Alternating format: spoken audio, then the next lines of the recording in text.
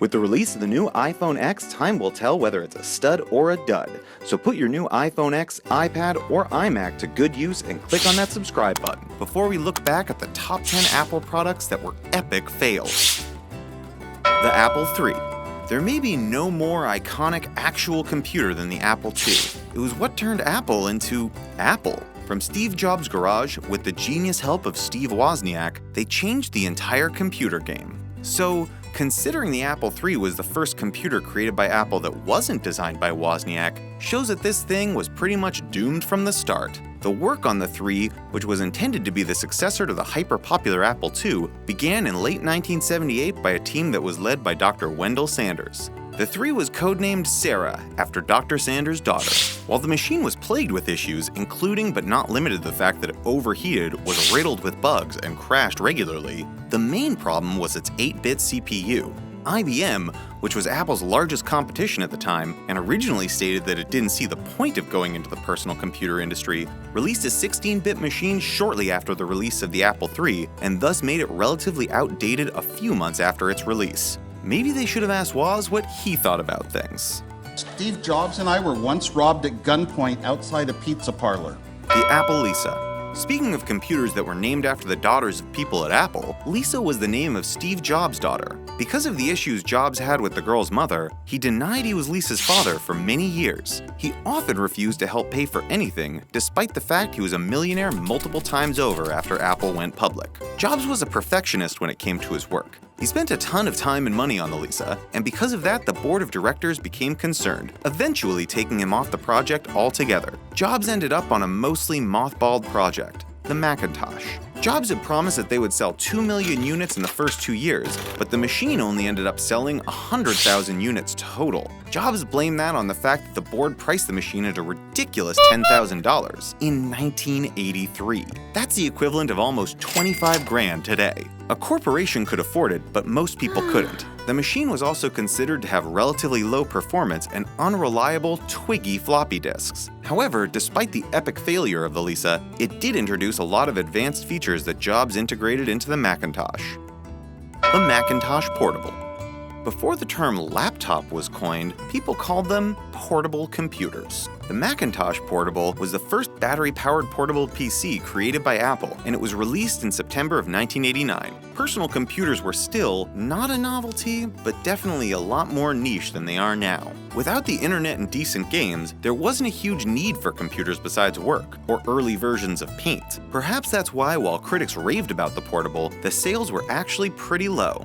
Rocking an LCD screen that was called fast, sharp, and expensive, perhaps another reason for its sales issues, the Portable was cutting edge at the time. It was one of the first consumer laptops that had an active matrix panel, an expensive upgrade for the PowerBook line. Despite that technology, the Portable did have some issues as well, especially when it came to its battery. Computer geeks even today shouldn't be surprised that the first Apple laptop had battery issues. Sometimes the Portable failed to turn on even when plugged in, despite the fact that the battery was huge. The entire unit weighed a hilarious 16 pounds, compared to the average laptop weight, which is under 2 pounds today. Despite its expensive price tag, it was a reliable computer with a long life expectancy, which reduced the cost of ownership. In spite of that, it was rated as the 17th worst tech product of all time by PC World in 2006.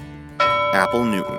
The Apple Newton may be the most notorious failure in Apple's repertoire. It was even referenced on The Simpsons. Outside of that, though, it was plagued with problems, and the public's response was one of the reasons Apple went crawling back to Steve Jobs in the early to mid-90s. The Newton lasted 5 years and was an early series of personal digital assistants, or PDAs, and was actually responsible for coining the term. It was ahead of its time, but its features made it buggy and ironically turned people against it. The best example was the handwriting recognition software. That was the butt of the joke on The Simpsons. The idea was that you could use the built-in stylus to write on the screen and it would be converted to text. However, the recognition had tons of issues and ended up misinterpreting what people were writing to the point that it became essentially useless. Like many things on this list, and the upcoming iPhone X, the price point was also a huge reason the Newton failed.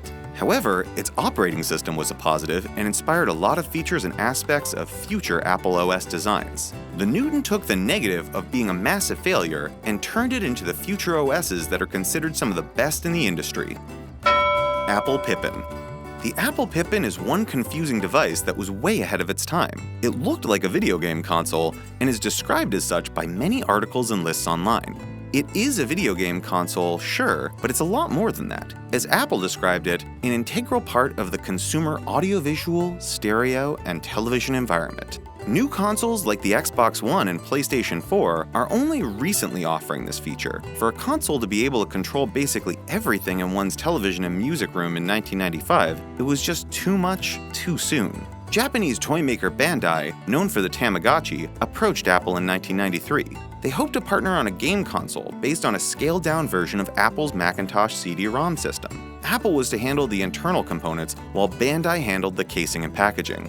The console was one of the first to offer internet connectivity. Other consoles that connected to the dial-up internet, like the Sega Dreamcast, came out in 1999. Yet, the new innovation required a complete overhaul of what Apple had been planning to use and raised costs. The system cost a smooth $600 back when consoles were worth about $250. The Pippin was released in June of 1996. Bandai predicted that 200,000 systems would be sold in Japan and 300,000 in the United States in the first year. However, the system was so unpopular, especially in the US, that most of the units had to be returned by 1997. When the Wikipedia article for your product has a section titled Marketing Failure, which describes how Apple made zero effort to market the Pippin for some reason, you know you have problems. 20th Anniversary Mac. Some of these failed products are rare because very few people bought them. Thus, they are highly sought by computer and Apple collectors today. The 20th Anniversary Mac is probably the best example on this list because it was a limited edition in the first place and then sold very few units afterwards. To celebrate, you guessed it, the 20th anniversary of the Macintosh, Apple released this objectively strange but sort of cool-looking computer that cost a whopping $8,000 back in 1996. Sure, in the 90s the economy was thriving, but for a computer, that was pretty slick. It was created for the executive market, hence the price and limited availability, and was considered one of the best showcases of technology at the time. The normal time span to create a new Mac was a year and a half, but Apple executives thought of the anniversary idea with less than 18 months to go before the April 1, 1996 deadline. Luckily, their design teams have been working on numerous completely outrageous, or as it's been labeled, dream concepts for technologically advanced computers. Apple executives decided to go with the most cost-effective version of those concepts, an almost all-in-one design with an LCD screen. It was originally intended to be a mainstream product, but the marketing group decided to turn it into a pricey special edition for some reason. If you did purchase the 20th Anniversary Mac, as apparently Seinfeld did during the 9th season of the show, you got a direct-to-door concierge delivery service. The price was reduced from $9,000 to $7,500 almost immediately, and then further reduced to less than half that at $3,500 in the middle of its sales lifespan. Towards the end of its run, the price was dropped again to $1995, which didn't help sales, and really bothered the people who paid full price. Apple eMate. While the Newton was mostly a failure, its operating system was pretty good. It was leased out to other hardware companies and utilized on other devices in the Apple family. One of those devices was the eMate, a sort of anti-Newton and really anti-Apple device that was marketed as a low-cost laptop. Low cost? Apple? What reality is this? The only Newton device with a built-in keyboard, the eMate was designed as a quasi-PDA laptop hybrid that was supposed to be marketed to the education industry. Like the 20th Anniversary Mac, whomever thought it was a good idea to create hardware for a super niche market probably had a hand in Steve Jobs' return to the company that fired him. The eMate featured a nearly 7-inch screen and a whopping 16-shade grayscale display with a backlight and stylus. Apple Hockey Puck Mouse. The Apple USB mouse, which was named the Hockey Puck by its users, is the first item on this list that was designed under the second Steve Jobs era. When Jobs returned, he released the iMac, which was an amazing success. It saved Apple and put the company on track to become the behemoth that it is today. Called one of Apple's worst mistakes by Wikipedia, the Puck was originally included with the Bondi Blue iMac G3, then all desktop Macs for the following 2 years. Perhaps the only completely round mouse, it had only a single button at the top or the part of the circle closest to the USB cord like previous Apple Macs. The puck had a tendency to get tangled up during its use because the round shape lends itself to accidental rotation. On top of that, the cord was very short. When you combine that with rotation and tangling, it was just a constant thought in the back of users' minds. At least it came in a bunch of different colors, from Bondi blue to grape, lime, and tangerine. That very well could have sunk the iMac and Jobs' return to the company, but people overlooked the puck and an entire generation of children grew up learning Apple OS.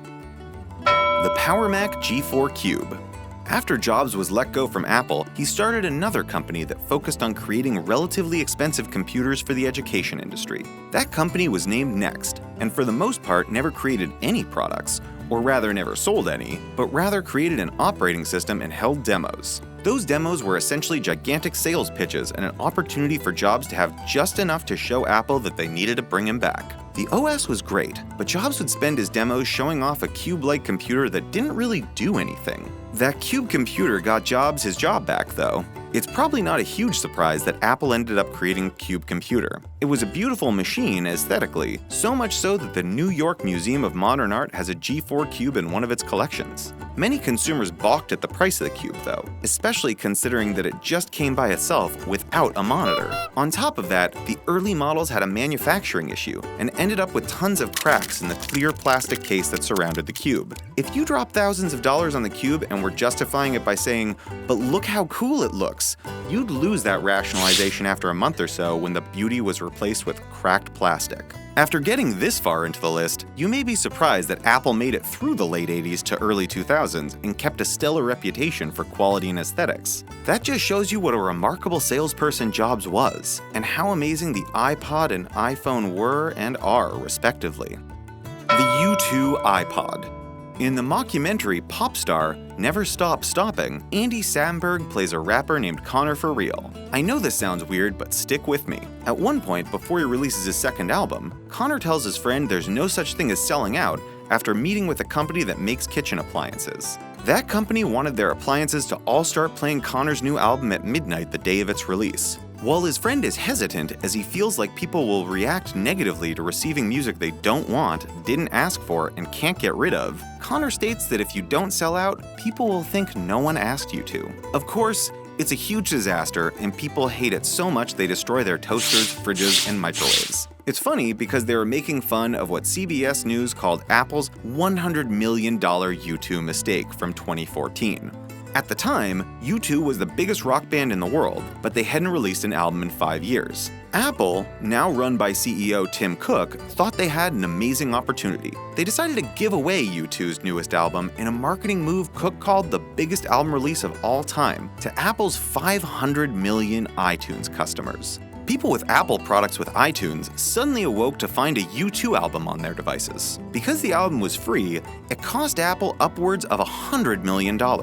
Assuming people would be appreciative of free music from the most beloved band alive, it seemed like a good move. But because people could not remove the album from their iTunes accounts, the responses were both furious and hilarious. One person said, "Apple owes me a new iPhone because I had to purify this one with fire after finding a U2 album on it." From another one, "Hi Tim Cook, my iPhone has a virus called U2. How do I uninstall it?" Apple quickly put together a website that allowed people to remove the album from their iTunes accounts. They found out that in retrospect, they paid U2 about $50 an album, as only 2 million people decided to proactively download or keep the album. Apple later on claimed that 33 million people experienced the album, whatever that means. In the end, less than 7% of users listened to it. Even though Apple is a gigantic company, it wasn't a sustainable move, and that's why it got the top spot on this list. Don't forget to check out our other videos, and don't forget to subscribe to our channel. Thanks for watching!